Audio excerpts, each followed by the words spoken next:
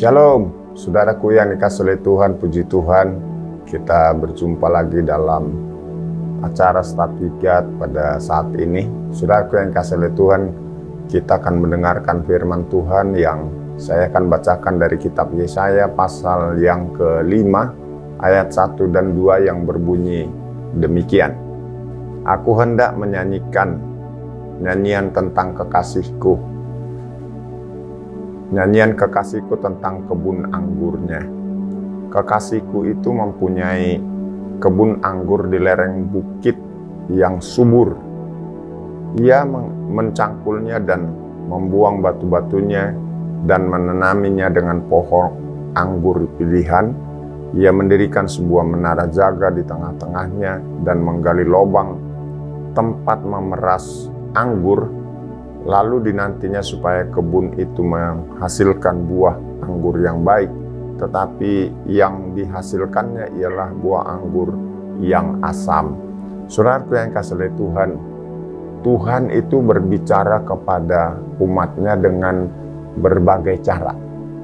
Pada pembacaan ini, Tuhan berbicara kepada Yesaya untuk disampaikan bagaimana Tuhan menggambarkan atau menjelaskan hubungan antara Tuhan dengan umatnya.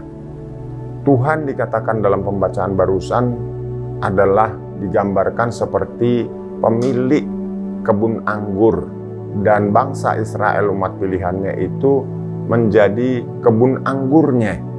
Dikatakan bahwa sang pemilik kebun anggur, yaitu Tuhan itu sendiri, dia mencangkul kebun tersebut, mencangkul tanahnya, membuang batu-batunya, lalu menanaminya dengan bibit anggur yang terbaik, anggur pilihan, bibit pilihan, saudara yang dikasihi oleh Tuhan. Kemudian dia membuat pagar duri sekelilingnya, lalu menggali tempat pemerasan anggurnya, dan Tuhan berharap bahwa akan menghasilkan anggur yang terbaik. Sayangnya yang dihasilkan anggur tersebut adalah buah yang asam.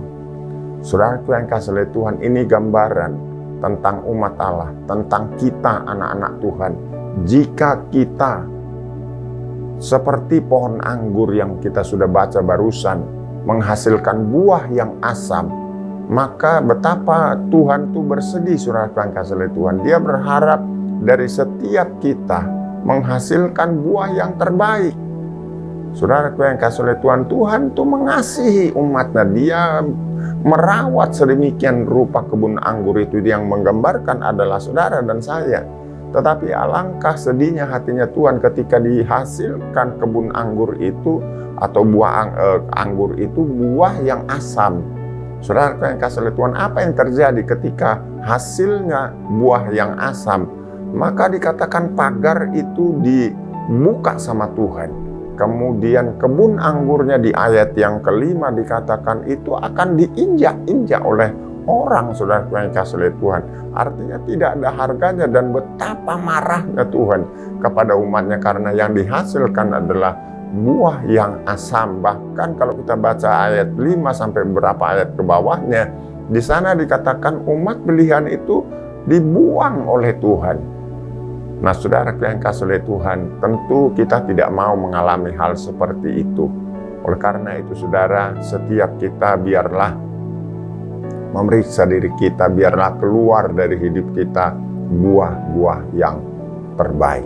Pasti Tuhan senang, Tuhan dipermuliakan, dan hidup saudara juga jadi berkat. Hasilkanlah buah yang terbaik. Tuhan Yesus memberkati saudara.